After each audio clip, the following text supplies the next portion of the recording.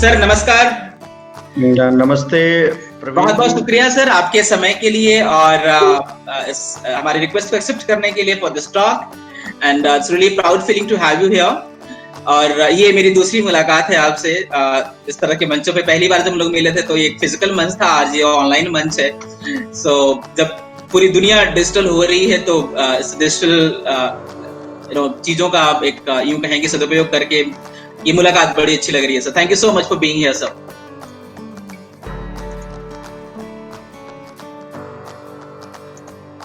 आवाज आ रही है सर मेरी? हाँ, आ गई है दोबारा। जी जी। So thank you so much sir. और शुरुआत करते हैं सर आज के इस कार्यक्रम की। और आई can C more than 50 people have joined us और धीरे धीरे लोग ज्वाइन करते रहेंगे तो आज प्रोग्राम को आगे बढ़ाते हैं। So, सर मैं चाहूंगा कि अक्सर इस मंच से हम लोग एक बात करते हैं कि हर किसी की अपनी जीवनी में कोई ना कोई ऐसी कहानी होती है जो लोगों को इंस्पायर करने का मादा रखती है, राइट। कोई ना कोई ऐसी स्टोरी होती है जो पूरा पोटेंशियल रखती है लोगों को मोटिवेट करने का। क्योंकि आज के हमारे मैक्सिमम जो ऑडियंस है वो यूथ हैं। आप इस पूरी जर्नी में, चूंकि सीनियर ऑफिसर हैं सर आप एक डिपार्टमेंट में जहां पर लगातार आप लीड कर रहे हैं, तो आप ऐसी कोई स्टोरी शेयर करना चाहेंगे जो हमारे साथियों के लिए एक इंस्पिरेशन बने और we would have to love that story here sir. ऐसी तो शायद मैं कोई कहानी आपको ना सुना पाऊँ, क्योंकि मुझे लगता है कि जीवन अपने आप में एक यूनिक अपॉर्चुनिटी है। हमें इस धरती पे, इस प्लेनेट पे एक मौका मिला हुआ है। लाइफ अपने आप में एक बहुत इंटरेस्टिंग अनुभव है। तो हम इस प्लेनेट पे आए हैं, हम जिंदा हैं, इतना सारा सब कुछ एक्सप्लोर करने के लिए है, एंजॉय करने के लिए है, और मैं उसी नज़रिए से इसको जी रहा हूँ। और शायद मेरी कहानी अभी भी लिखी जा रही है। तो जो कहानी अभी लिखी जा रही है, अभी उसको सुनाना थोड़ा सा मुश्किल है। क्या बात है, कहानी लिखी जा रही है, बहुत सारे पन्ने अभी जुड़ने हैं इसमें। जी परफेक्ट सर, परफेक्ट। सो साथियों, आज के इस प्रोग्राम के बारे में बता दूं, आखिरी के लास्ट के 20 एंड 15 मिनट्स में मैं आपके सवाल लूंगा। आप आज के जो भी टॉपिक की हम लोग बात कर रहे हैं, जो एंटरप्रेन्योरशिप में बात करने वाले हैं, एसेंशियल नॉलेज की बात कर रहे हैं, की इंग्रेडिएंट्स की बात करने वाले हैं, तो आपको लेके अगर कोई सवाल है आपके पास तो आप उसको ड्रॉप कर सकते हैं। और तब तक आप बने रहे हमारे साथ। सो thank you so much sir. तो शुरुआत करते हैं।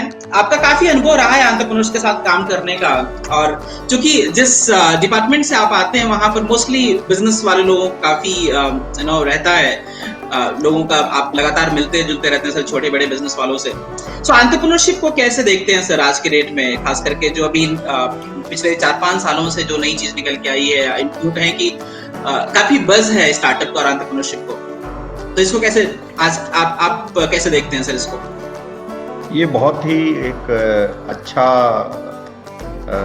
चेंज है जो ये देश के अंदर हो रहा है। तो हमारे इतने सारे जो लोग हैं, उनके अंदर ज़्यादा जो जनसंख्या है वो युवा लोगों की है, यूथ की है, और यूथ अपनी एनर्जी के लिए जाने जाते हैं। तो अभी बहुत सारी जो हिडन एनर्जीज हैं अभी वो एक्सप्लोड होनी है। तो I see it as a explosion of the energies of young India. और ये जो एक्सप्लोजन है ये भारत को मुझे यकीन है कि जो नंबर 1 देश दुनिया का बनाएगा। ग्रेट। सो पार्टिसिपेशन आप देख पा रहे हैं अपने, आप जहां पर हैं वहां से, कि जो एनर्जी है यंगस्टर्स की वो एंटरप्रेन्योरशिप और स्टार्टअप की तरफ लेके जा रही है उनको। ये भी दिखाता है कि जो हमारे जो यंग लोग हैं वो अब जो बीटन ट्रैक है, जो एक पुराना घिसा पिटा हुआ जो रास्ता है, वो उसके बाहर जाना चाहते हैं। वो अपने जो बहुत सारी जो उनकी जो स्ट्रेंथ्स हैं, अपनी उनकी जो स्किल्स हैं, वो उसको आजमाना चाहते हैं और वो जीवन को जीना चाहते हैं। तो ये एक बहुत अच्छी एक बात है। और ग्रेट। तो सर जैसे आज का जो हमने टॉपिक चुना हुआ है, बेसिक एसेंशियल नॉलेज और छोटी छोटी चीजें जो एक एंटरप्रेन्योर्स को एंटरप्रेन्योर बनाती हैं या फिर यूं कहें कि सक्सेसफुल बनाती हैं। एक नॉर्मल जो डेटा हम लोग अक्सर देखते हैं सर कि मैंने कहीं पढ़ा था कि 95% बिजनेस अपना दूसरा साल नहीं देख पाते हैं, राइट। वो पहले साल ही फेल कर जाते हैं। और तो उस मामले में मुझे लगता है कि सर ये छोटी छोटी जो चीजें जिनको हम छोटी छोटी कह रहे हैं बट ये सबसे बड़ा रोल प्ले करती हैं।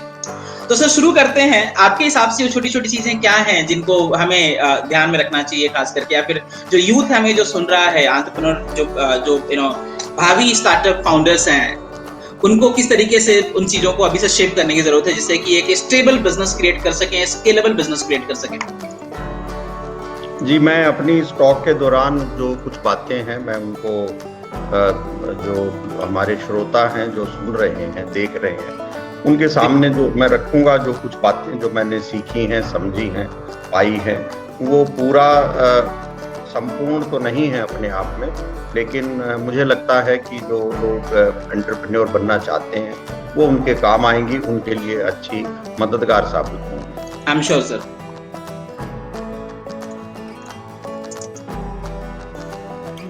तो शुरुआत करते हैं सर। पहली लर्निंग कहां से शुरू करेंगे सर? आप बताएं हम कहां से करें?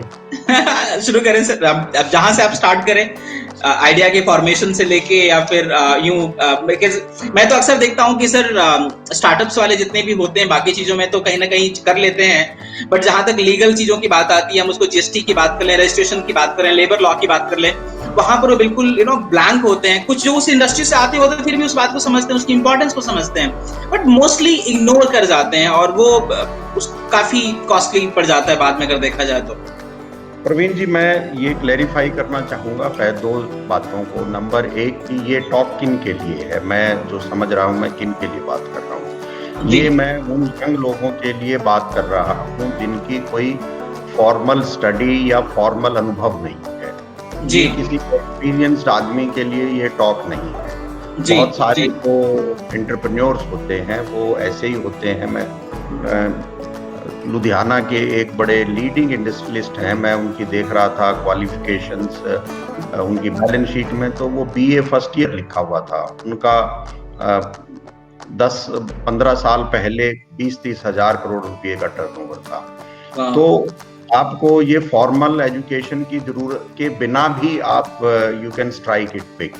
तो जो पढ़ाई है, एजुकेशन है, वो नो डाउट वो फायदा देती है, लाभ देती है। मैं किसी भी, मेरी बात का मतलब ये ना निकाला जाए कि मैं फॉर्मल एजुकेशन के सब्स्टिट्यूट के तौर पे बात कर रहा हूँ, लेकिन उसके बिना भी बहुत सारी जो संभावनाएं हैं वो रहती हैं। तो ये मेरी जो टॉक है ये प्लान्ड है उन लोगों के लिए जिनका फॉर्मल एजुकेशन या अनुभव इस फील्ड के अंदर नहीं है। दूसरा, बहुत सारे आदमी ये सवाल उनके जहन में हो सकता है कि मैं सरकारी आदमी हूँ, जीएसटी डिपार्टमेंट का हूँ, टैक्सेशन का हूँ, तो क्या मैं इस बात पे बोलने के लिए मैं कॉम्पिटेंट हूँ जी? तो इस बारे में मैं ये कहना चाहूँगा कि मेरा नंबर एक तो हम इंडस्ट्री के जो लोग हैं उनके साथ हम इंटरेक्ट करते रहते हैं। बहुत सारे जो लोग हैं आज बड़े इंडस्ट्रियलिस्ट हैं, कभी वो इतने बड़े नहीं थे, कभी उन्होंने छोटा शुरू किया था, और मेरा बहुत इंटरेस्ट करता है मुझे ये कि वो यहाँ तक कैसे पहुँचे, वो पहला टर्निंग पॉइंट उनकी लाइफ में कैसे आया, कैसे उन्होंने वो पहला कदम रखा। निसंदेह जो पहला कदम है वो सबसे ज्यादा महत्वपूर्ण है। तो उनके साथ मैंने ये कुछ सीखा है। कुछ मेरी फॉर्मल एजुकेशन भी है। मैंने एक मास्टर्स की डिग्री एक्वायर की थी कॉमर्स में, जिसमें इंटरनेशनल बिजनेस ऑपरेशंस में मैंने कोर्स किया था। तो कुछ छोटी मोटी कुछ बातें हैं जो मैंने वहाँ से सीखी थी। प्लस मैंने एनसीआर रीजन में हमारे कुछ साथी यंग एंटरप्रेन्योर्स के साथ काम कर रहे थे, तो मैं उनके साथ करीब 2 साल जुड़ा रहा हूँ।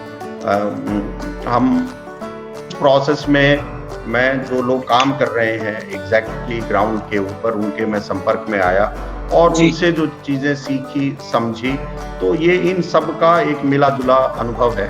तो कुछ बातें मैंने जो सीखी हैं, देखी हैं, तो वो मुझे लगता है कि नए लोगों के लिए वो कामगार साबित हो सकती है। मेरे ख्याल से सर वो दोनों एक राइट ब्लेंड है आपके पास, प्रैक्टिकल एक्सपीरियंस का भी और जो एजुकेशनल एक्सपीरियंस की जो बात कर रहे हैं, इंस्टीट्यूशनल एक्सपीरियंस की जो बात कर रहे हैं। तो आई एम श्योर बहुत कुछ है जो आज हमें मिलने वाला है इस टॉक से। I hope I leave that to the audience कि वो इसको कहाँ पाते हैं जी। एंटरप्रेन्योर्स आदमी कोई क्यों बने, एक ये पहला सवाल उठता है। एंटरप्रेन्योरशिप बड़ी चैलेंजिंग काम है। एंटरप्रेन्योर स्मार्ट आदमी ही एक एंटरप्रेन्योर बन सकता है। लोगों को सरकारी नौकरी बहुतों को बहुत अच्छी लगती है, उनको अपील कर सकती है, लेकिन जो लोग ये अगर नोट करें कि सरकार के अंदर जो ग्रोथ है उसका एक पैटर्न है, वो फिक्स्ड है कि आप एक स्पीड पे जा रहे हैं। लेकिन जो एंटरप्रेन्योरशिप में कोई लिमिट्स नहीं है। आप वर्टिकल टेक ऑफ कर सकते हैं, एक ही लाइफ टाइम में आप इतना कुछ कर सकते हैं जो शायद 10 लोगों को लाइफ लग जाए उसमें करने के लिए। कोई इनकम की, आमदनी की कोई लिमिट नहीं है। और आज के कोरोना के जो टाइम्स हैं, लोगों को हम सैलरीड आदमी बड़े अपील कर रहे हैं और आज की तारीख में हमें भी लग रहा है। पर अगर आप ये सोचें कि हम पहले जब हमें तनख्वाह आती है तो पहले उसमें से टैक्स कटता है, जो बच जाए तो हम उसमें से अपना खर्चा चलाते हैं। जो एंटरप्रेन्योर्स है वो पहले जो उनकी आमदनी होती है पहले उसमें से खर्चे काटते हैं और जो बच जाए तो वो उसके ऊपर टैक्स देते हैं। तो ये एक काफी बड़ा चेंज हो जाता है। प्लस आप जो एंटरप्रेन्योर होता है वो इतने सारे लोगों को नौकरियां देता है, इतने सारे लोगों के जीवन बनाता है, वो एक अपने आप में एक बड़ा अनुभव होता है। तो एंटरप्रेन्योर बनने के अपने बहुत सारे लाभ हैं, अपनी एक अपील है। तो और जो देश है हमारा वो एंटरप्रेन्योर्स की उसको बहुत सख्त जरूरत है। तो जब एंटरप्रेन्योर हम बने तो शुरुआत कहाँ से हो? सबसे पहला सवाल ये आता है कि बहुत सारे आदमी मन में एक भाव होता है, भावना होती है, तो क्या करें, कहाँ से शुरू करें? तो जो बिजनेस है उसका जो फाउंडिंग चीज है वो एक बिजनेस आइडिया है। आपके पास आइडिया होना चाहिए। और वो आइडिया कहाँ से आएगा?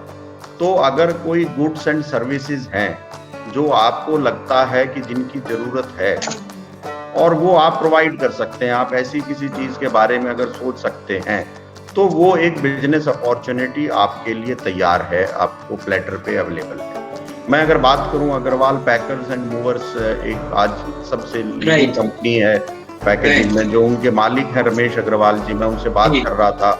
मैंने उनसे ये सवाल पूछा कि आप इसमें कैसे आए। वो एयरफोर्स के अधिकारी थे। एयरफोर्स से जब वो रिटायर हुए तो उन्होंने मुझे बताया कि हमारे रेगुलरली ट्रांसफर होते थे और जब ट्रांसफर होते थे सामान को शिफ्ट करने में बहुत दिक्कत आती थी। तो उनको लगा कि कोई ऐसा आदमी नहीं है जो सामान को आराम से अच्छे से शिफ्ट करा सके, जिम्मेदारी के साथ शिफ्ट करा दे।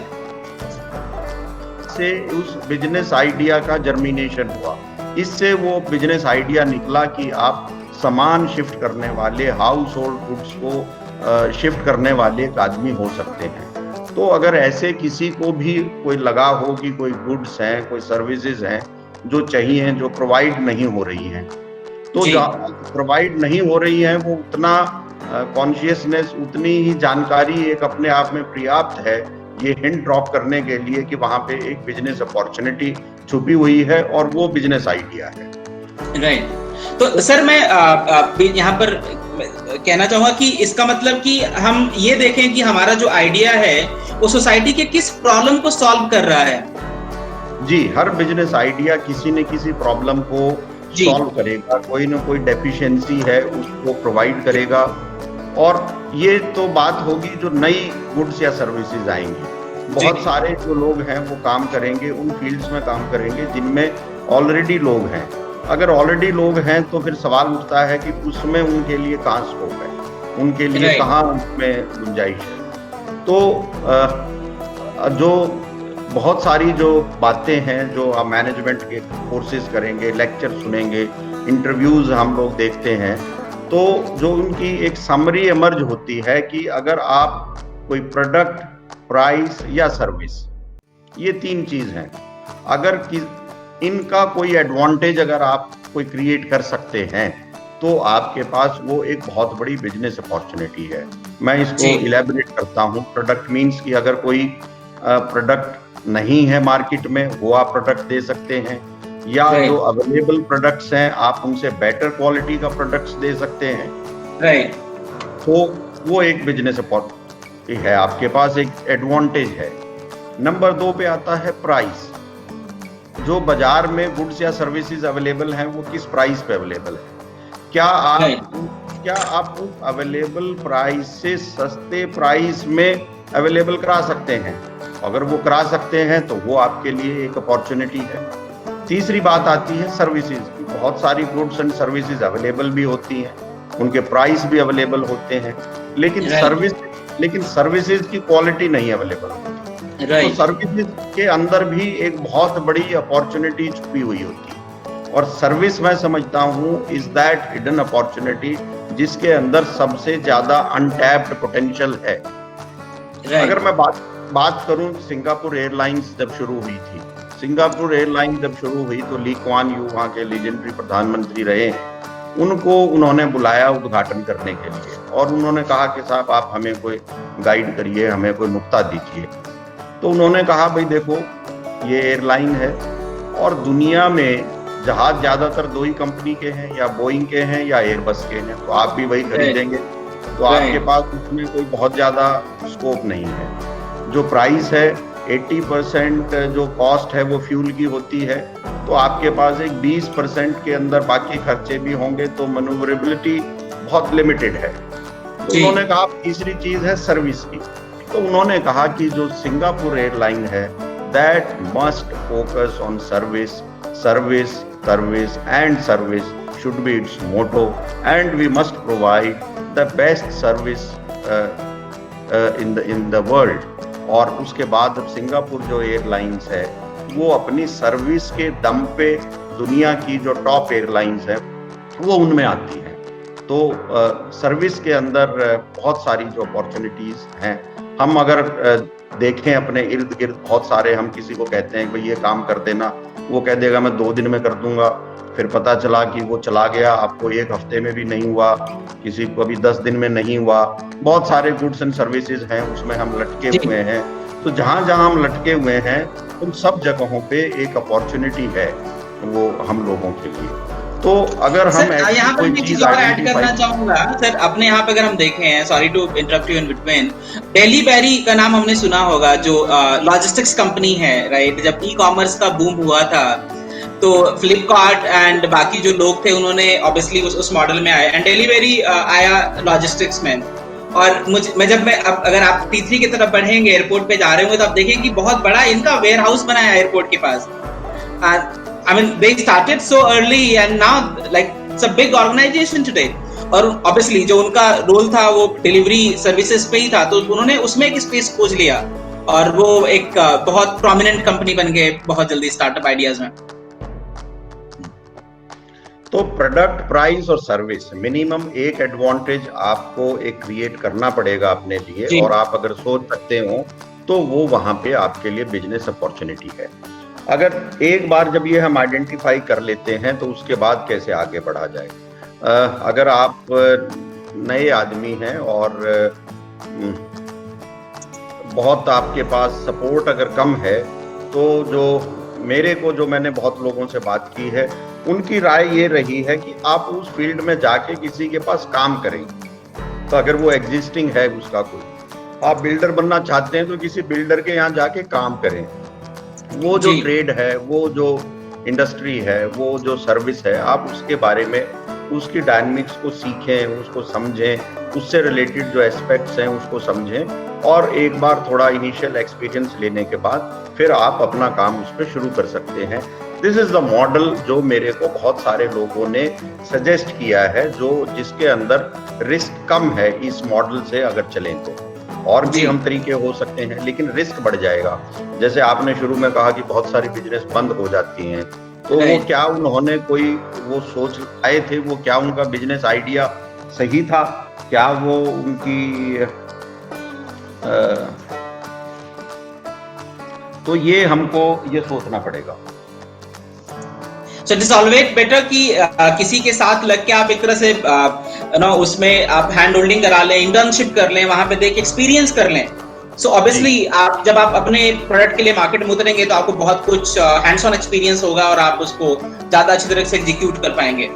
वॉटन स्कूल की एक स्टडी है जो बिजनेस फेलियर्स हुई है, उनके मुताबिक जो रीजंस फॉर फेलियर हैं वो उन्होंने 3 सबसे जो मेजर में उन्होंने उनको बांटा है। Number 1 wrong business idea, number 2 wrong business model which was not scalable, वो सेल्फ लिमिटिंग है, उसके अंदर स्कोप है वो लिमिटेड है। और तीसरा उन्होंने लैक ऑफ फंड्स को आइडेंटिफाई किया है कि जब आप अपने लिए फाइनेंस नहीं जुटा पाए, तो जब आप अपनी बिजनेस को कंसीव कर रहे हों, जब उसको सोच रहे हों, तो हम अपना जब मॉडल बना रहे हैं तो मेरी फंडिंग कहाँ से आएगी, मेरी फंडिंग रिक्वायरमेंट क्या होगी, वो सोचना समझना वो बहुत जरूरी होगा। और हमको एज सून एज पॉसिबल हमको ऑपरेशनल के अंदर आना है। ऑपरेशनल लॉस बहुत लंबा टाइम नहीं चल सकता। कुछ लोग हैं जो आज की तारीख में हमें दिक्कत आ रही है कि उन्होंने बैंक से लोन ले लिए, लेकिन ऑपरेशनल प्रॉफिटेबिलिटी में वो नहीं आ पाए, और वो इवेंचुअली फिर then they go bust, they go into liquidation. तो एक right business idea and creation of the business model, ये स्टार्टिंग पॉइंट है और शुरू में बहुत जरूरी है। Having identified on the idea, we must think कि हमारा जो प्रोडक्ट्स एंड सर्विसेज होंगी वो हम कैसे हम उसको पोजीशनिंग करेंगे।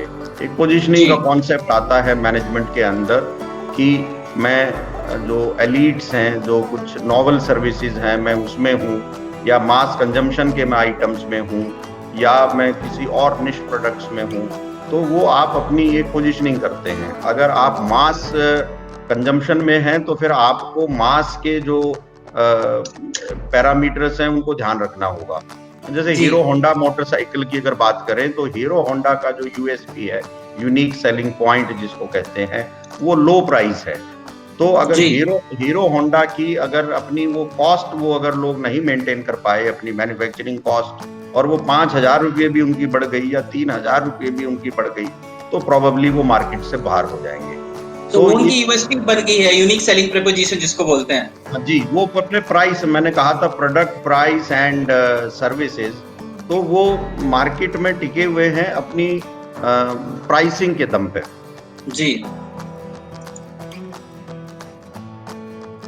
तो हमको ये कुछ मैनेजमेंट के जो कॉन्सेप्ट्स हैं, पोजीशनिंग के, मार्केट एंट्री के, जो मार्केट में हमारे को हमारा मोड क्या होगा, हमारे बिजनेस पार्टनर्स, चैनल पार्टनर जिसको कहा जाता है, वो कौन होंगे, मैं जब अपना प्रोडक्ट या सर्विस होगी मैं उसको कैसे डिलीवर करूँगा, वो डायरेक्टली सीधे रिटेल में जाएगी, या मैं अपने कोई डीलर्स का नेटवर्क करूँगा, या मैं डिस्ट्रीब्यूटर्स का मैं नेटवर्क करूँगा, तो वो सब कैसे करूँगा। तो ये बिजनेस आइडिया को जब एक बार हम लोग जीरो इन कर लेते हैं, उसके बाद ये जो चैनल है ये बनाना सबसे जरूरी होता है मार्केट एंट्री के लिए। तो ये हमें इसको काम करना है, और वो अगर इंडस्ट्री ऑलरेडी हम एक ऐसे प्रोडक्ट या सर्विस में हैं जो फंक्शनिंग है, तो जो एग्जिस्टिंग जो चैनल्स हैं हम उनको सोच सकते हैं, कोई और नॉवल किसी आइडिया के साथ भी आ सकते हैं। हर साल कोई ना कोई एक ऐसा आदमी कोई आता है कि जो अभी तक के जो सारे जो लोग थे, सारे जो सूरमा थे, उनको धराशायी कर देता है। हर साल कोई ना कोई डिस्ट्रप्शन जिसको बोलते हैं, हाँ, डिस्टर्बेंस भी कह सकते हैं। तो हर साल कोई ना कोई नया आदमी आता है, तो और वो नया आदमी जो हमारे श्रोता हैं उनमें से भी कोई हो सकता है। जो मैं बड़े डिस्ट्रप्टर की अगर मैं सोचूं तो बाबा रामदेव सबसे बड़े डिस्ट्रप्टर हैं। एक तरफ बाबा रामदेव हैं, दूसरी तरफ सारी एमएनसीज के साथ वो उनका कंपटीशन है। दे है तो बेस्ट पर्सन जो अवेलेबल है वो उन्होंने हायर किया हुआ है। लेकिन बाबा रामदेव का जो चैनल है, जो उनका नेटवर्क है, वो यूनिक है, जो कोई और नहीं क्रिएट कर सकता। उनकी एक फॉलोइंग है अपनी, और वो जो उनकी फॉलोइंग है वो उनके प्रोडक्ट लेती है। तो ये एक ऐसी यूनिक चीज उन्होंने क्रिएट की जो कोई और नहीं क्रिएट कर पाया। उससे पहले भी जब हम ये पतंजलि की जो टर्नओवर बढ़ने से पहले अगर हम देखें, बाबा रामदेव हमारे लिए एक बड़े स्टडी हो सकते हैं कि उन्होंने कैसे किया। अपने जब उन्होंने योगा को, जब प्राणायाम को जब उन्होंने प्रचार जब वो कर रहे थे, वो टीवी उन्होंने पहले अरेंजमेंट किया, फिर उस टीवी को आस्था चैनल को उन्होंने एक्वायर किया, और वो एक डिमॉन्स्ट्रेशन इफेक्ट दे रहे होते थे। जो वो बात कह रहे थे, लोगों को साथ में प्रेजेंट कर रहे होते थे, उनकी पुरानी टेस्ट रिपोर्ट क्या है और अब क्या है, तो वो जो बात कह रहे थे उसका इम्पैक्ट क्या है, उनके प्रोडक्ट, उनका प्राणायाम ही प्रोडक्ट था। तो प्राणायाम के रिजल्ट क्या है, there for the people to see. Marketing में जो डिमॉन्स्ट्रेशन इफेक्ट है वो कितना इम्पोर्टेंट है और उसको कैसे यूज किया जा सकता है, वो बाबा रामदेव ने दिखाया। जब हम इन बातों पे, जब हमारे पास बिजनेस आइडिया आ गया है और बिजनेस आइडिया को हमने एक बिजनेस मॉडल की हमने शेप दे दी है, उसके बाद फिर इशू आता है फाइनेंस का। हमको फाइनेंस अरेंज करना है, तो हमको फाइनेंस के बारे में एक नॉलेज है, वो अपने आप को इम्प्रूव करना है। फाइनेंस के डिफरेंट सोर्सेज, बैंक्स हो सकते हैं, नॉन बैंकिंग फाइनेंस कंपनीज हैं, वो भी लोन देती हैं। गवर्नमेंट की बड़ी सारी स्कीम्स हैं सर, जो जिसमें स्टार्टअप्स के लिए फंडिंग, किट भी एक है। एमएसएमई के लिए भारत सरकार की भी बहुत सारी स्कीम्स हैं। अभी जो कोरोना के बाद भी भारत सरकार ने बहुत सारे जो एडिशनल फंड्स हैं, जो बिना कोलेटरल के उन्होंने मार्केट रिलीज किए हैं, तो वो अवेलेबल हो सकते हैं। पर आप कोई बहुत हाई इंटरेस्ट के ऊपर कोई फाइनेंस लेके कि 2 रुपये सैकड़ा का, यानी 24% का, बहुत लोगों से मैंने सुना कि वो उन्होंने ब्याज पे पैसे उठा लिए, तो वो कोई शॉर्ट टर्म, कोई महीने 2 महीने के लिए किसी क्रंच को डील करने के लिए ये हो सकता है। पर आप जिस रेट पे इंटरेस्ट ले रहे हैं उससे ज्यादा अगर रेट ऑफ रिटर्न अगर आपका है तो ही वो सस्टेनेबल होगा। तो ये कई सारे ऐसे लोग मेरे संपर्क में आए, मेरी जानकारी में आए, जिन्होंने ऐसे लोन उठा लिए। तो ऐसे लोन ना उठाएं, और अगर कोई आपको एज ए सिटीजन भी अगर ऐसी कोई ऑफर दे रहा हो, कोई बहुत मैसिव रेट ऑफ इंटरेस्ट का, तो वहाँ उसके पीछे कुछ ना कुछ, कोई business is going to burst या कोई झूठा वादा है, तो कुछ ना कुछ ऐसी चीज होने वाली है। मैं जो पीपीपी जो प्रोजेक्ट्स हैं बहुत सारे, उसके अंदर मैं देखता हूँ कि लोग 15-16% की जो रिटर्न है वो टारगेट कर रहे होते हैं। तो 15-16% की जो रिटर्न है वो एक रीजनेबली गुड रिटर्न है। तो 10-12% से ज़्यादा का कोई लोन कहीं पे लोग ना लें शुरू में अपने फाइनेंस जनरेट करने के लिए, ऐसी मेरी समझ है, वो मुझे कहती है जी। तो फाइनेंस और बैंकिंग का नॉलेज है, लोग एक्वायर करें, थोड़ा सा बेसिक समझें। जब शुरू करने से पहले कुछ ये एसेंशियल नॉलेज है जो होना चाहिए, वो हमको पता होना चाहिए, उसके बारे में हम ये बात कर रहे हैं, इनको एक्वायर करने के लिए। फिर कुछ बेसिक लॉज हैं जो हमको पता होने चाहिए, कुछ लेबर से रिलेटेड लॉज हैं वो पता होने चाहिए, पॉल्यूशन से रिलेटेड होने चाहिए, कुछ टैक्सेशन के जो लॉज हैं वो तकरीबन हर इंडस्ट्री के अंदर वो डील करना पड़ता है, उनका पता होना चाहिए।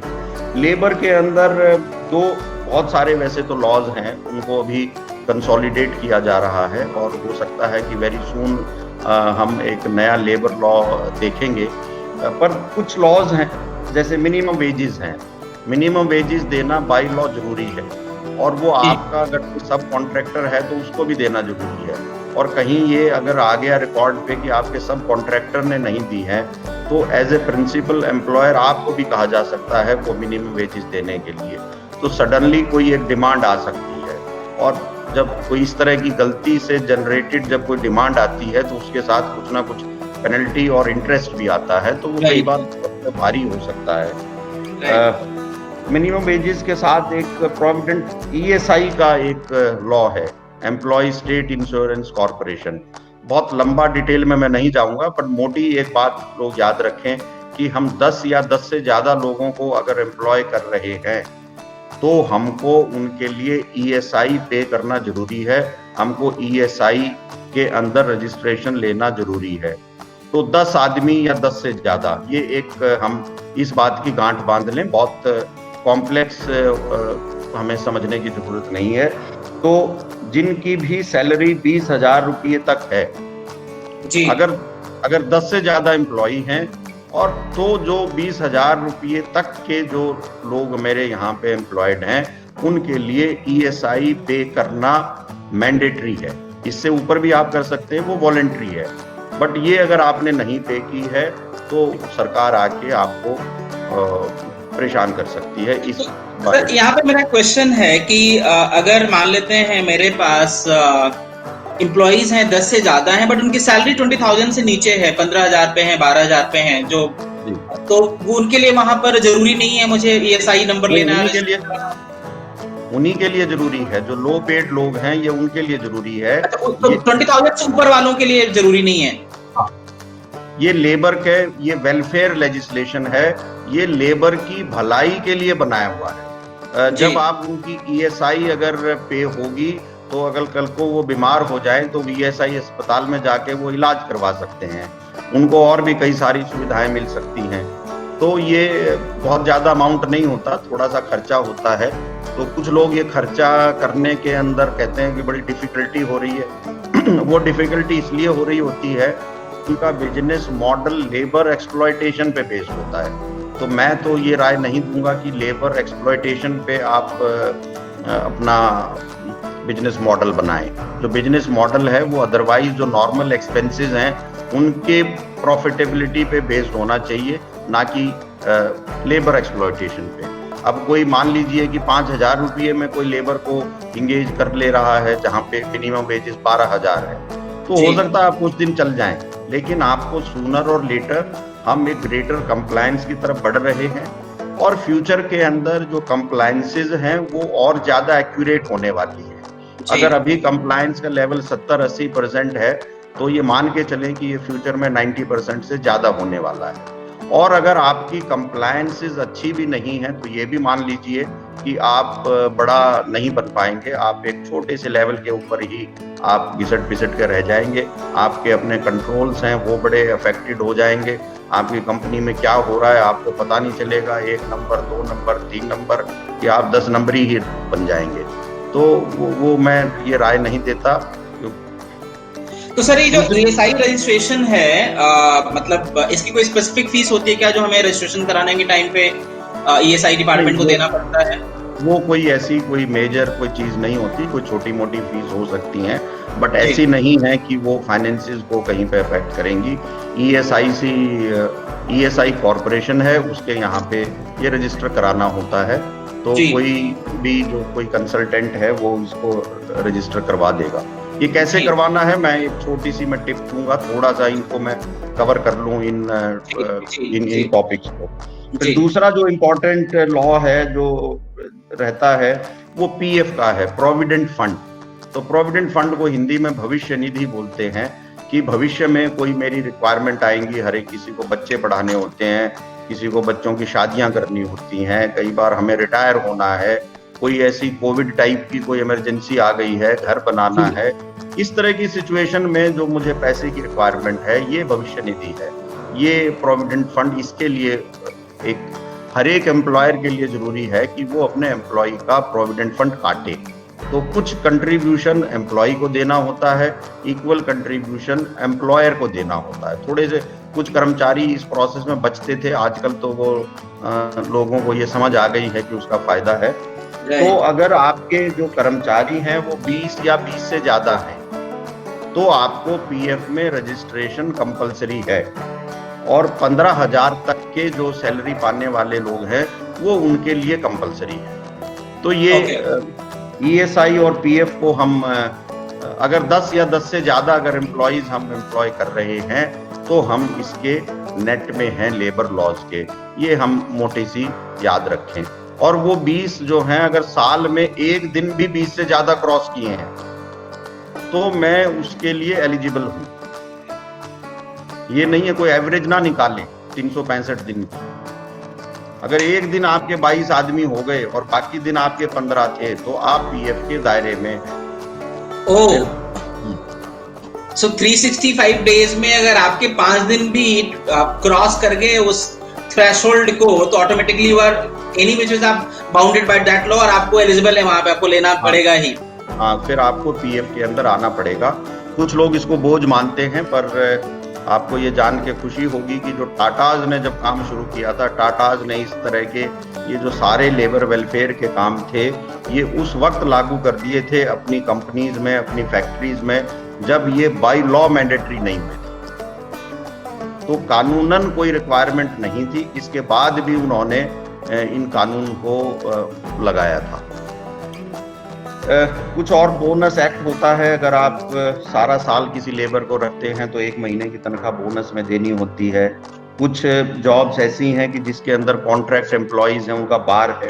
बट मोटे तौर पे मैं छोटे जो कर्मचारी, जो छोटे एंटरप्रेन्योर्स हैं, उनको ESI और PF का ध्यान रखें। और मैन्युफैक्चरिंग से अगर कोई रिलेटेड बात है तो 2 लॉज हैं, एक फैक्ट्रीज एक्ट होता है और एक शॉप एंड एस्टेब्लिशमेंट एक्ट होता है। इसमें भी एक छोटा सा रजिस्ट्रेशन होता है, कोई बहुत लंबा चौड़ा नहीं होता, पर वो भी सोच लें, देख लें, उस फील्ड में जो काम कर रहे हैं लोग, उनसे बात कर लें। अपने एक ड्यू डिलिजेंस, एक छोटी सी एक्सरसाइज लोगों को करनी पड़ेगी before they jump in and make the entry about this point. जी, शॉप एस्टैब्लिशमेंट एक्ट सर वहां पर भी लागू होता है क्या? जो लोग शॉप खोलते हैं, जैसे किराना का दुकान खोल लिया, सुपरमार्केट टाइप का जो खोल लिया। हाँ जी, ये सब इनको शॉप एंड एस्टेब्लिशमेंट एक्ट में इनको रजिस्ट्रेशन लेना होता है। जी जी। तो ये छोटे कंप्लायंस हैं, कोई बहुत कॉम्प्लिकेटेड कंप्लायंस नहीं है। बट इसके बाद से उनके वर्किंग आवर्स क्या होंगे, कब आप छुट्टी करेंगे, कितने दिन बंद करेंगे, कितने बजे तक दुकान खोलेंगे, ये जो सारी बातें हैं ये शॉप एंड एस्टेब्लिशमेंट एक्ट से अराइज होती हैं। तो ये कई जो मामले हैं उनमें पोल्यूशन होता है, पोल्यूशन का सर्टिफिकेट लेना होता है, क्लियरेंस, एनुअल अप्रूवल लेने होते हैं। वो थोड़ा सा रीजनेबल बड़ा काम होगा, वो उन मामलों में आएगा। लेकिन आज हम देख लें कि कोई कंसेंट टू ऑपरेट उसको बोलते हैं, कि जो काम हम कर रहे हैं उसमें कोई consent to operate is required और नॉट, तो उसका हम एक ध्यान दे लें। फिर मैं टैक्सेस के बात आता हूँ। नो वन लाइक्स टैक्सेस, पर एक किसी फिलोसोफर ने कहा है कि taxes and death are the only certainty in life. तो टैक्सेस एंड डेथ, यस, मौत और टैक्स ही 2 सर्टेनिटी है लाइफ में। और अगर आप टैक्स दे रहे हैं तो यकीन मानिए आप जो धरती पे फॉर्चुनेट लोग हैं, आप उनमें से हैं। इसका मतलब है कि आप एक लिमिटेड, एक छोटे लेवल से आप ऊपर के आदमी हैं अगर आप टैक्स दे रहे हैं। तो इसको नेगेटिवली ना लें, प्रभु की कृपा है आपके ऊपर अगर आप टैक्स के दायरे में हैं। तो 2 तरह के टैक्स होते हैं, एक डायरेक्ट टैक्स, एक इनडायरेक्ट टैक्स। ज़्यादा ना बात करते हुए, जहां हम जो पोर्शन खुद देना होता है उसको, जहाँ पे इंसिडेंस और देने वाला एक होता है, उसको डायरेक्ट टैक्स बोलते हैं। इनकम टैक्स सबसे प्रोमिनेंट है। तो इनकम टैक्स एक इम्पॉर्टेंट टैक्स है। दूसरा जो इम्पोर्टेंट टैक्स है वो GST है। पहले मैं इनकम टैक्स की मैं एक दो छोटी मोटी बात कर लूं जो ध्यान में रखें। इनकम टैक्स एक्ट के अंडर नंबर 1 तो 5 तरह की इनकम होती है। जो भी कोई इनकम है वो, एक होती है इनकम फ्रॉम सैलरी, एक होती है income from business and profession, एक कैपिटल गेन्स होते हैं, एक इनकम फ्रॉम हाउस प्रॉपर्टी है, और बाकी अदर इनकम्स हैं, जैसे इंटरेस्ट हो सकता है, डिविडेंड हो सकता है, गिफ्ट हो सकती हैं, लॉटरी हो सकती है। तो अगर ये कोई भी चीज़ आपको अक्रू हो रही है तो आप इनकम टैक्स आपको देना है। तो इनकम टैक्स अगर आपकी बिजनेस कंसर्न है तो वो उसको भी देना हो सकता है, आपको इंडिविजुअली भी देना हो सकता है। अगर आपकी प्रोप्राइटरी फर्म अगर आप बना रहे हैं तो प्रोप्राइटर और जो इंडिविजुअल है वो अलग नहीं होते, तो वो टोटल इनकम एक ही है। और अगर कंपनी है तो कंपनी अलग होती है और इंडिविजुअल अलग होता है। इसी तरह से HUF है, वो एक अलग एंटिटी होती है जो अलग से टैक्स होती है। पर जो इनकम हमारे को आ रही है, हमको टैक्स देना है, तो वो हमको ध्यान रखना है। मेरे कुछ लोगों को मैं जानता हूँ, उनको पता ही नहीं था, उन्होंने काम करना शुरू कर दिया। एक पेंटर है, एक पेंटर को मैं जानता हूँ, उन्होंने पेंटिंग्स, बड़े अच्छे ऊंचे दर्जे के पेंटर हैं और पेंटिंग्स बेचते थे। उनको आइडिया ही नहीं था कि टैक्स भी कोई चीज़ होती है। वो बाई चांस मेरे से बात हुई तो मैंने फिर उनको बताया। फिर उनकी जो इनकम थी पास्ट पीरियड की, उनको उनका फिर टैक्स भरवाया गया ब्याज के साथ। राहुल जी ने कहा इनकम फ्रॉम अदर सोर्सेज, मैंने इसका जिक्र किया था, मैंने इनके उदाहरण भी दिए हैं, इंटरेस्ट, डिविडेंड, गिफ्ट्स, लॉटरी वगैरह जो हैं, ये मिसलेनियस इनकम है। और यही फ्रॉम अदर सोर्सेज भी इसको कह सकते हैं। ये 5वीं इनकम जो है। दो चीजें जो हैं वो हम ध्यान रखें इनकम टैक्स के बारे में, अगर हम कोई काम कर रहे हैं। वैसे तो इनकम टैक्स एक्ट बहुत मोटा एक्ट है, आप बहुत ज्यादा डिटेल में ना पढ़े।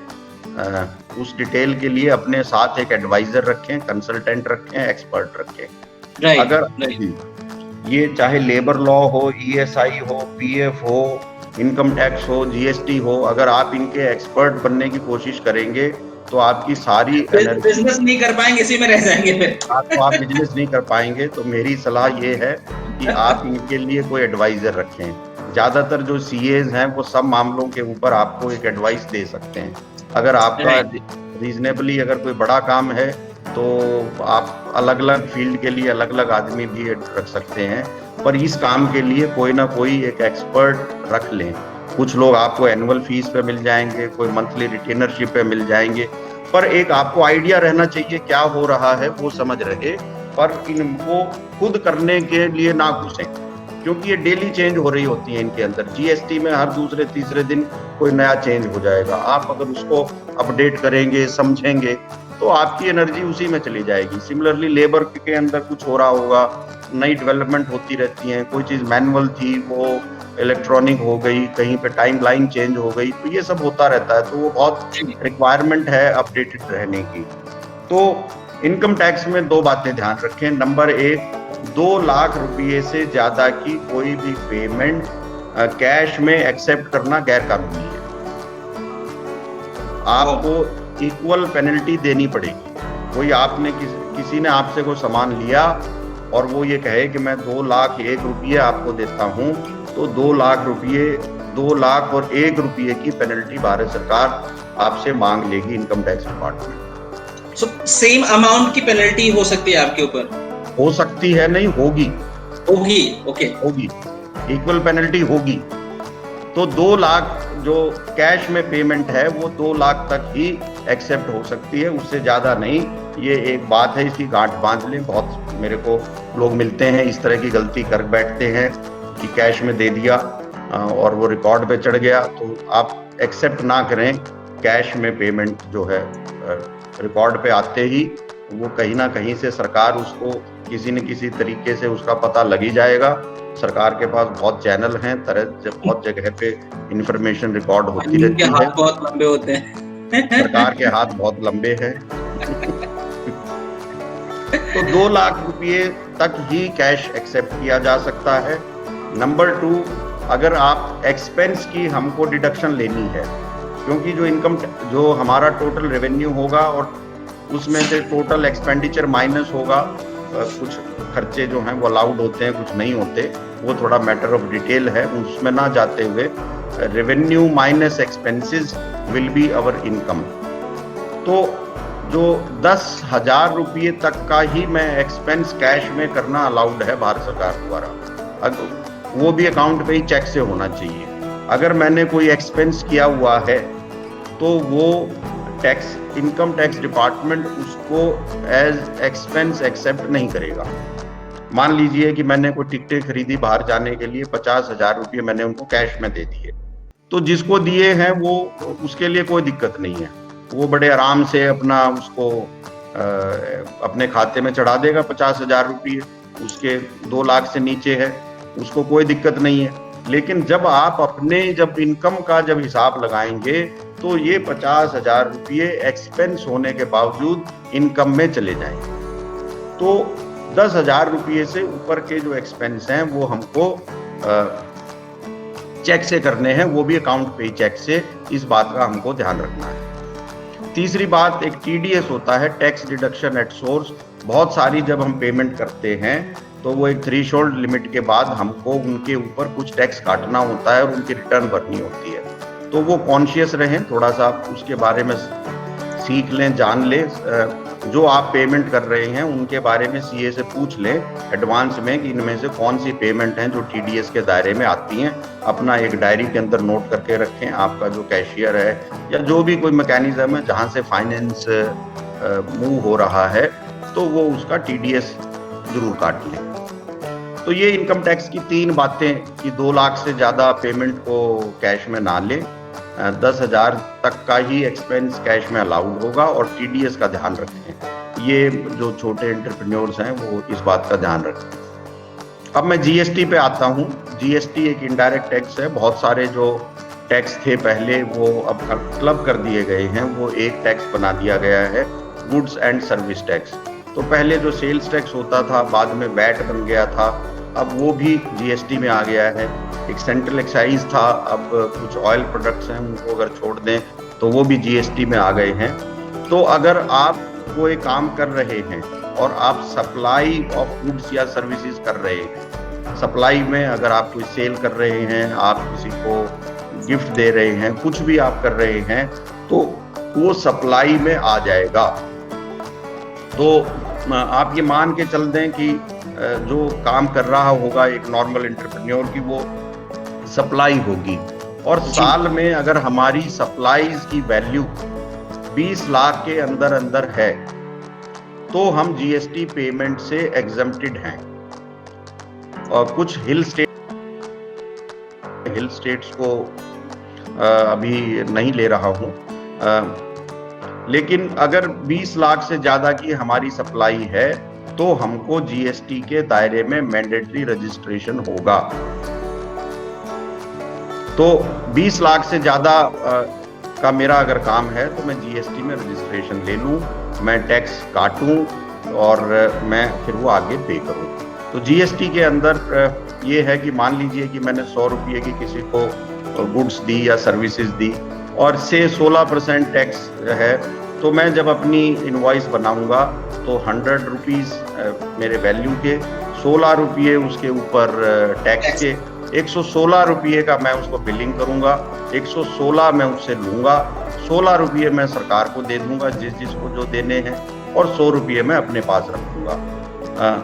लोगों से चार्ज कर लेना और सरकार को ना देना, ये काफ़ी मेजर ऑफेंस हम उसको मानते हैं, ये बड़ा ऑफेंस है। और जो टैक्स देने की जो जिम्मा है, जो लायबिलिटी है, वो जब हम इनवॉइस जब बनाते हैं वो उसी वक्त अराइज हो जाती है। ये ध्यान दें लोग कि पेमेंट आना जरूरी नहीं है जीएसटी लगाने के लिए। बहुत सारे लोग इस इंप्रेशन में रहते हैं मेरी तो पेमेंट आई नहीं अभी, तो मैं कहाँ से दूं। तो ये जो जीएसटी है, ये जब हमको जमा कराना है, वो हमारे को अपने जो फाइनेंसेस हैं, जो अपने वर्किंग कैपिटल है, वो उससे पे करना है। और वो फिर बाद में जब वो आएगा मैं रिकूप करूंगा या मैं एडवांस लूं। तो मेरे को पेमेंट आए या मेरी जब इनवॉइस कटे, उनमें से जो भी इवेंट पहले हो रहा है उस वक्त जीएसटी की लायबिलिटी आ जाती है। फिर अगर मैं जीएसटी में फिर कुछ 1-2 कंपोजिशन स्कीम है। अगर आप ट्रेडर हैं या रेस्टोरेंट सर्विस वाले हैं तो ट्रेडर को 1% का ड्यूटी वो दे के वो एक लमसम टैक्स दे सकते हैं। उसके लिए जरूरी है कि उनका जो टर्नओवर है वो 75 लाख रुपये से ज़्यादा ना हो। और रेस्टोरेंट के लिए वो 5% है उनके लिए रेट ऑफ ड्यूटी। तो आपकी अगर वो लिमिट है तो उसके अंदर 1.5 करोड़ है ये लिमिट, कुछ स्टेट्स के लिए 75% है। तो वो आप ये एक लमसम टैक्स दे सकते हैं और फिर इसकी रिटर्न क्वार्टरली होगी। तो 1.5 करोड़ के ऊपर जो टैक्स बनता है, तो लेकिन मुझे कोई टैक्स का जो मेरे पास सामान आ रहा है उसका कोई क्रेडिट नहीं मिलेगा।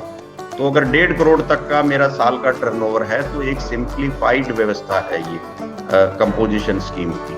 फिर एक दूसरी जी सर, जो जीएसटी की हम लोग बात करें, क्या जीएसटी नंबर की कुछ एक शायद कोई थ्रेशोल्ड है ना कि 20 लाख तक अगर आपका टर्नओवर है तो जी मैंने जैसा कि बताया कि 20 लाख रुपए का एक नॉर्मल थ्रेशोल्ड है। 20 लाख से ज्यादा मेरा होने के बाद मेरे को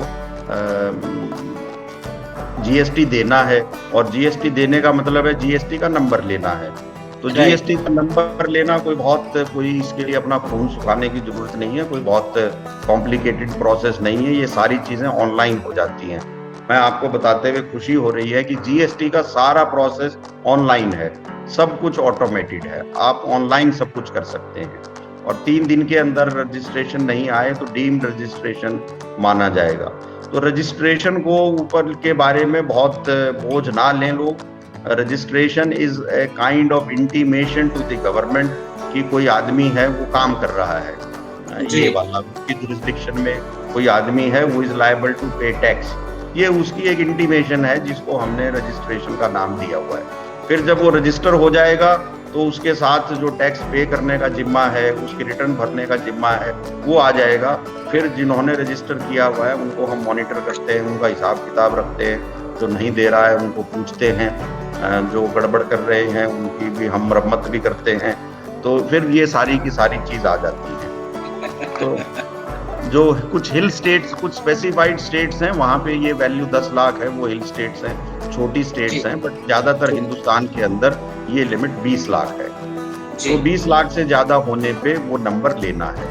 तो जब हम इनवॉइस कोई काट रहे हैं, कोई सप्लाई कर रहे हैं, तो जो रेट ऑफ ड्यूटी है उस प्रोडक्ट का, वो हमने उसके अंदर, जैसे मैंने एग्जांपल दिया था कि 100 + 16 वो आपने जोड़ना है। एट द सेम टाइम जो मेरे पास इनपुट्स आई हैं, गुड्स या सर्विसेज, मैं उनका क्रेडिट ले सकता हूँ। क्रेडिट का मतलब है कि मान लीजिए कि हम कार बना रहे हैं, हम मारुति की सोचते हैं, तो मारुति कार बनी और वो 2 लाख रुपये में जा रही है। ईज ऑफ कैलकुलेशन के लिए ले लेते हैं कि 10% उसके ऊपर रेट ऑफ ड्यूटी है, तो 20,000 रुपये की उसके ऊपर GST आ गई। इस बीच में जो उसका इंजन है, जो टायर्स हैं, सीट है, शीशा है, बॉडी है, इनके ऊपर जो जब आई थी तो तब उन्होंने भी टैक्स पे किया था। तो वो जो टैक्स पे किया था, तो वो समझिए कि मारुति के पास एक टैक्स का कूपन है, तो वो उससे पे कर सकते हैं। तो नटशेल में ये है कि हमको वैल्यू एडिशन के ऊपर कैश में देना है। तो ये 16% है, ये ग्रॉस रेट होता है, नेट रेट नहीं होता है। नेट जो हमारे से जाएगा वो उस प्रोडक्ट के पे ऊपर या सर्विसेज के अंदर जो वैल्यू एडिशन है वो उस पे देना होगा। लेकिन ये जो कंपोजिशन स्कीम मैंने बताई थी कि जो लमसम है 1% और 5% वाली, 5% रेस्टोरेंट के लिए थी, तो उसके अंदर फिर उनको क्रेडिट नहीं मिलेगा। आपको याद होगा कि बड़े चुटकुले बने थे जब रेस्टोरेंट के हमारे को बिल आते थे 20% के, और लोग कहते थे मुझे लग रहा है कि एक और आदमी मेरे साथ बैठ के खाना खा रहा है। तो फिर वो उसको सरकार ने कहा भी ठीक है, हम 5% कर देते हैं और ये आपको क्रेडिट आपको मना कर देते हैं, क्योंकि जो होटलियर थे वो ये बताने को तैयार नहीं थे, रेस्टोरेंट वाले, कि कितना हमारे को क्रेडिट आता है। तो वो उन्होंने अपनी कॉस्टिंग के अंदर फैक्टर करना होता है।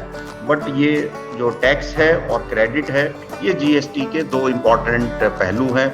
आप क्या गुड्स या सर्विसेज सप्लाई कर रहे हैं, उसके ऊपर क्या रेट है, ये शुरू में पता लगा लेना है। और ये तो जब मैं कोई काम कर रहा हूँ तो मुझे ये कुछ सवाल अपने आप से पूछने हैं। नंबर 1, क्या जो मैं काम कर रहा हूँ क्या वो गुड्स एंड सर्विसेज की सप्लाई में आता है?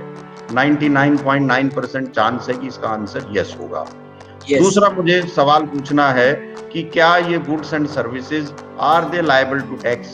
कुछ चीजें हैं वो एग्जम्प्टेड हैं, उनके ऊपर 0% रेट ऑफ ड्यूटी है, वो मुझे चेक करना है। या कोई अदरवाइज एग्जम्पशन है, आर दे एग्जम्प्टेड? अगर वो एग्जम्प्टेड हैं तो मैं बाहर हो गया हूँ। अगर मैं एग्जम्प्टेड नहीं हूँ तो मुझे फिर अगला ये देखना है कि उसके ऊपर रेट ऑफ ड्यूटी क्या है। फिर मुझे ये देखना है कि थर्ड स्टेज पे मुझे ये देखना है कि मेरा टर्नओवर कितना हो रहा है साल का। टर्नओवर मेरा अगर 20 लाख तक का है तो मैं एग्जम्पशन में रह सकता हूँ। कई बार जो हमारे बायर्स होते हैं वो डिमांड करते हैं कि नहीं, हम एग्जम्प्टेड आदमी हैं, हम नहीं लेंगे, तो हो सकता है कि आपको इससे कम में भी रजिस्ट्रेशन लेना पड़े। ये ऑप्शनल है। जो बहुत सारे जो बड़े जो लोग हैं वो नहीं लेते जब तक उनके सप्लायर के पास GST रजिस्ट्रेशन ना हो। तो if you want to strike it big, be ready to take the registration, but otherwise उसके बिना भी काम चल सकता है अगर आप 20 लाख के अंदर हैं। और 20 लाख से ज्यादा अगर आपका टर्नओवर आ रहा है तो आपको रेट ऑफ ड्यूटी देखना है उस प्रोडक्ट पे। तो जो GST है, जो अमाउंट है, that is value into the rate of duty. तो जो ट्रांजैक्शनल वैल्यू है वो उसकी वैल्यू होती है, और उसके ऊपर फिर जो रेट ऑफ ड्यूटी है वो है, उन दोनों को हम मल्टीप्लाई कर देंगे। फिर वो पे करने के लिए 2 स्कीम है, एक कंपोजिशन स्कीम है, एक नॉर्मल रेट ऑफ ड्यूटी है। एक कॉन्सेप्ट होता है RCM, रिवर्स चार्ज मैकेनिज्म, उसको भी मैं थोड़ा सा बता देना चाहता हूँ। नॉर्मल जब हम कोई सप्लाई हो रही होती है, कुछ खरीद बेच रहे होते हैं, एक supplier of goods and services होता है, एक रिसीवर होता है। तो जो सप्लायर होता है, टैक्सेशन की नॉर्मल स्कीम में उसका जिम्मा है कि वो टैक्स ले और सरकार को दे। लेकिन कुछ ऐसी सप्लाईज हैं जहां पे इसको उल्टा कर दिया गया है कि जो रिसीवर है वो उसको देनी है, तो इसको रिवर्स चार्ज मैकेनिज्म कहते हैं। ये इसलिए किया गया है कि बहुत सारे ऐसे लोग हैं कि बहुत छोटे आदमी होते हैं, उनको नॉर्मली उस सर्विस के अलावा कोई और सर्विस नहीं दे रहे होते, तो उनको टैक्सेशन से बाहर करने के लिए है।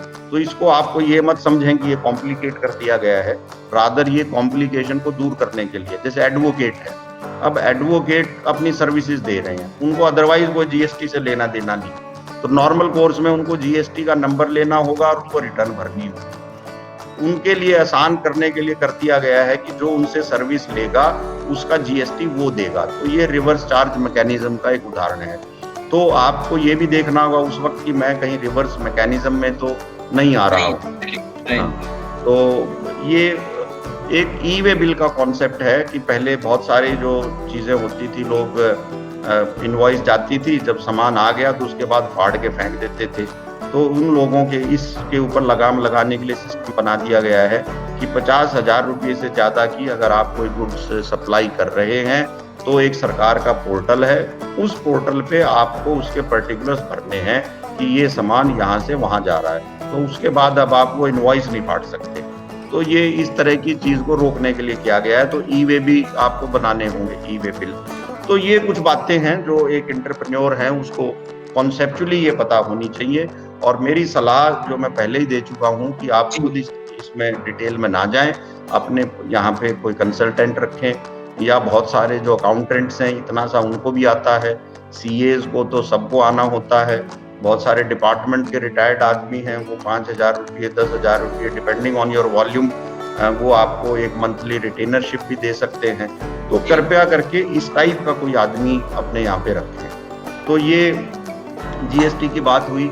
जो कंपोजिशन डीलर हैं उनको एक क्वार्टरली रिटर्न भरनी होगी, बाकियों को मंथली रिटर्न भरनी होगी, और जो ड्यूटी है वो रिटर्न के साथ जमा करानी होगी। मान लीजिए कि कोई 15 जुलाई, आज 27 जुलाई है, और आज अगर मैं कोई सप्लाई कर रहा हूँ तो इसकी ड्यूटी जब मेरी अगली रिटर्न जाएगी, अगर मैं मंथली रिटर्न वाला हूँ तो मेरी 30 अगस्त हो जाएगी, तो वो ड्यूटी 20 अगस्त हो जाएगी। कोई 2 अगस्त को अगर मैं कोई सप्लाई कर रहा हूँ तो उसकी जो रिटर्न है और कंसिक्वेंशली जो ड्यूटी है, तो जो फाइनेंशियल लायबिलिटी है वो उसकी 20 सितंबर को आएगी। तो ये जान लेना थोड़ा सा मैं समझता हूँ कि फायदेमंद होगा। एक में इंपोर्ट एक्सपोर्ट भी हो सकता है। तो अगर आप इंपोर्ट और एक्सपोर्ट का अगर आप करते हैं तो एक नंबर लेना होता है, IEC number, import and export number. वो भी एक छोटा सा प्रोसेस है, कोई 1-2 दिन में हो जाता है, कॉम्प्लिकेटेड नहीं है। बट अगर आपका कोई इस तरह का कोई काम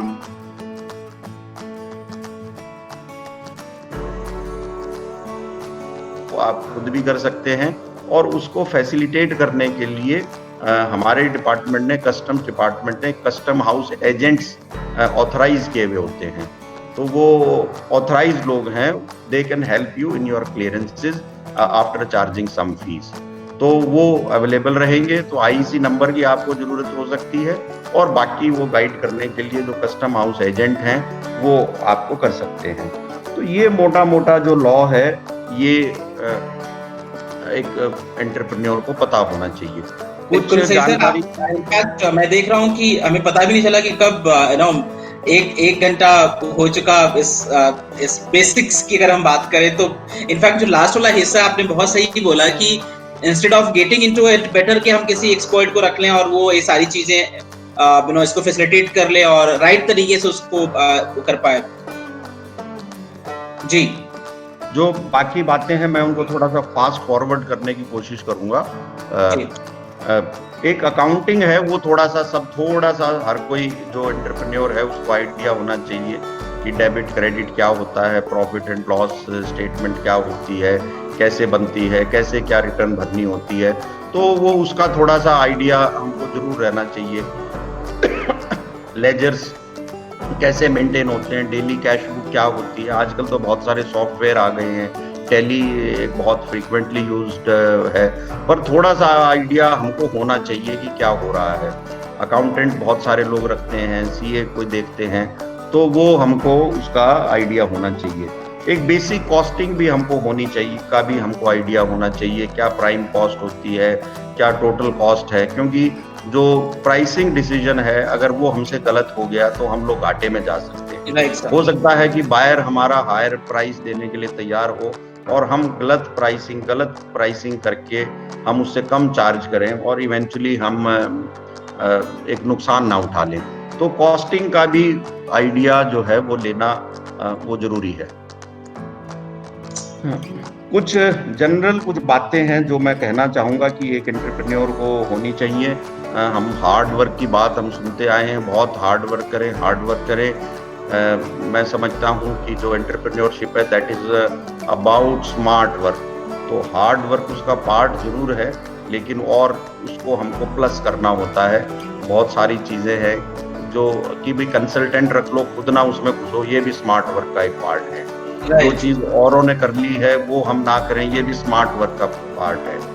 हम कोई काम करने से पहले वहाँ के क्या सिस्टम उसका क्या चल रहा है, बाकी लोग क्या कर रहे हैं, वो जान लें, समझ लें, कोई और अप्रूवल तो नहीं है, समझ लें, वो स्मार्ट वर्क है। जो भी हम काम कर रहे हैं उस फील्ड के लोगों से पूछ लें, तो अगर मैं मोटी भाषा में बात करूं कि भाई इसमें कितने महकमे लगते हैं, ये समझ लें, और उस हर महकमे की जो रिक्वायरमेंट है वो जान लें और समझ लें, और अकॉर्डिंगली उनकी कंप्लायंस है या क्या काम करना है उसको जान लें।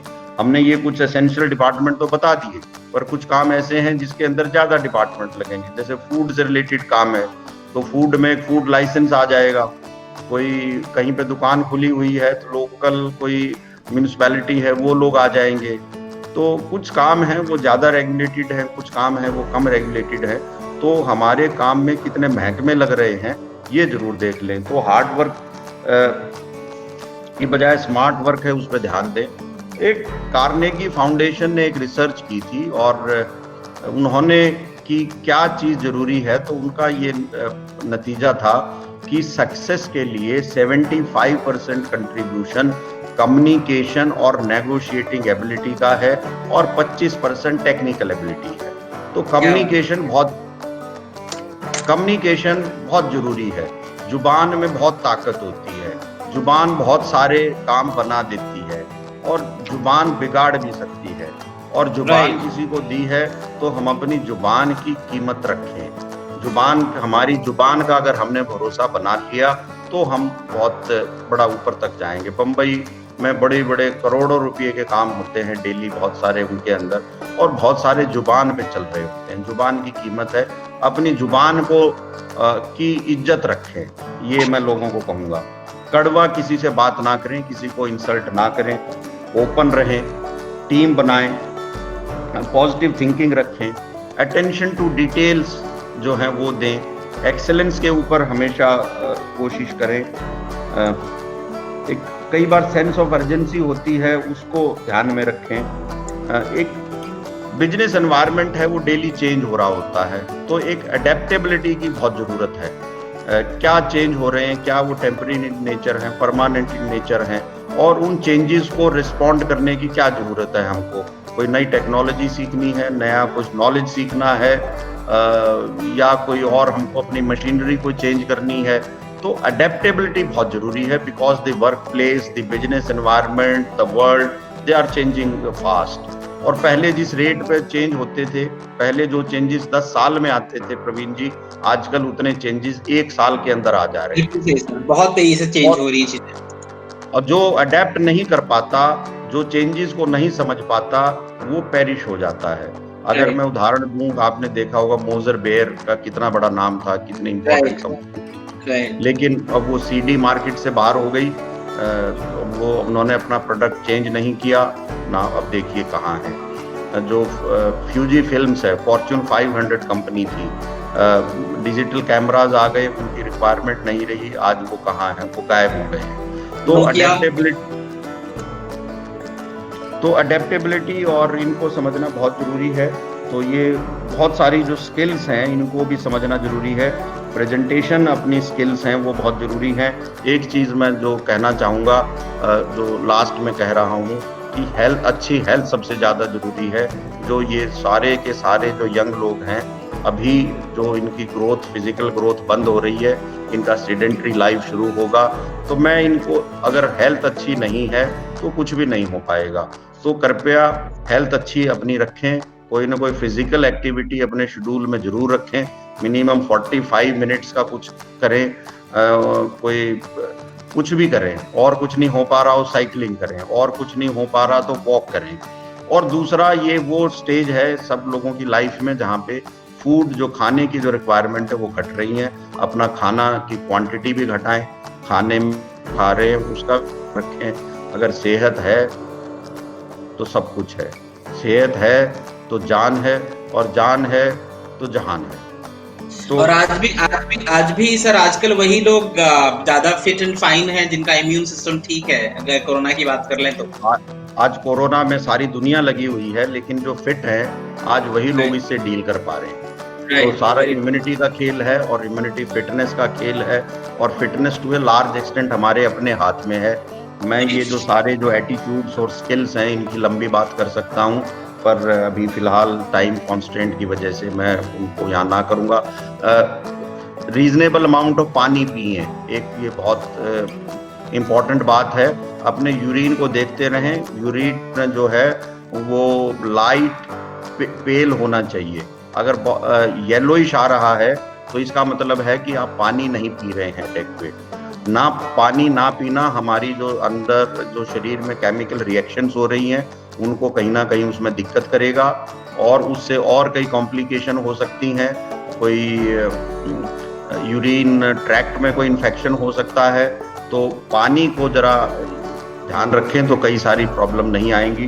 तो अपनी हैबिट्स को ठीक रखें और अच्छी हैबिट्स बनाएं। अच्छी हैबिट हो जाती हैं तो काम को करना आसान होता है। अपना हौसला ना खोएं, हिम्मत ना खोएं। अप एंड डाउन्स आते रहते हैं लाइफ के अंदर। कोई भी आदमी ऐसा नहीं है कि जिसने डाउन नहीं देखा है, लेकिन सक्सीड वही करता है, फाइनली बचता वही है जो खड़े होने की हिम्मत रखता है। Great, sir.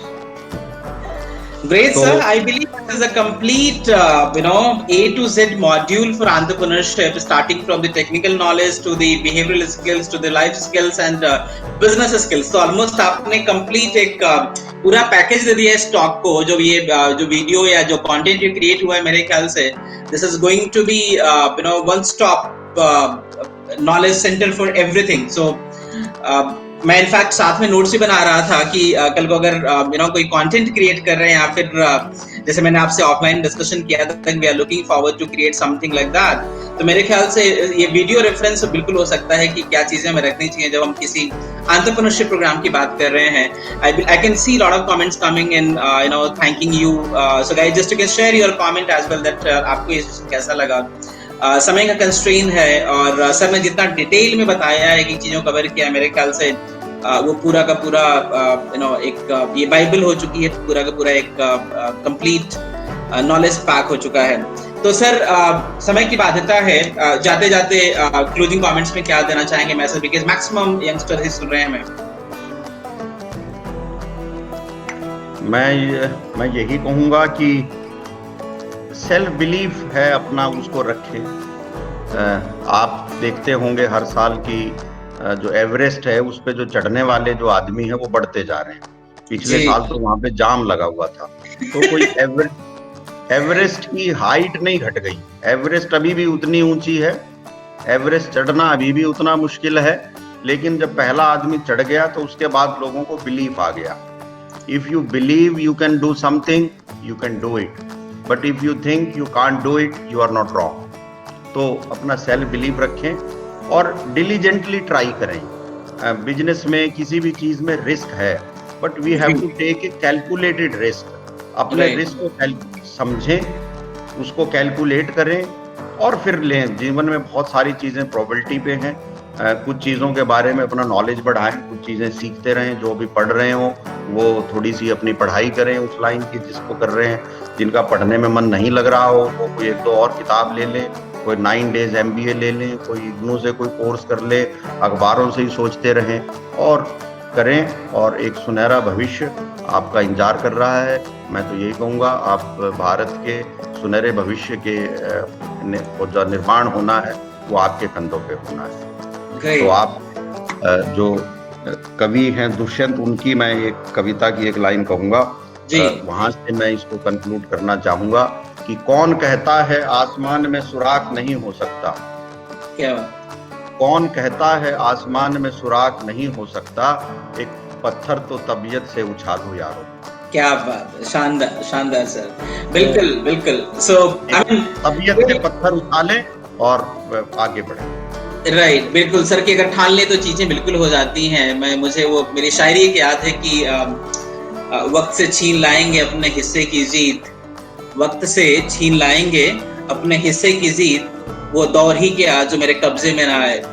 तो बिल्कुल अगर ठान लें, जिद है, तो चीजें अपने आप मुमकिन हो जाती हैं। बस बने रहने की बात है खेल में, और चीजें अपने आप अचीवमेंट की तरफ बढ़नी शुरू हो जाती है। तो बहुत बहुत शुक्रिया सर इस शानदार प्रोग्राम के लिए, such an insightful session. I can see lot of comments coming in, and जैसे मैंने कहा कि कंप्लीट पैकेज दे दिया आपने एक 1.25 घंटे के अंदर, starting from the life skills और एंटरप्रेन्योरशिप स्किल्स के साथ साथ जो लीगल एंड टेक्निकल नॉलेज भी जरूरी है, हम जैसे बर्निंग स्टार्टअप्स के लिए, एंटरप्रेन्योर्स के लिए जो शुरुआत करें, या फिर जो भी इस वीडियो को बाद में भी जो देखने वाले लोग हैं।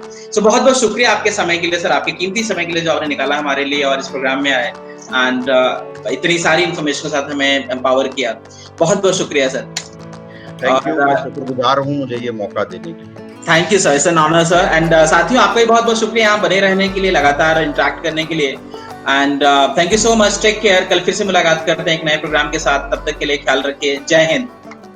जय हिंद। Thank you sir.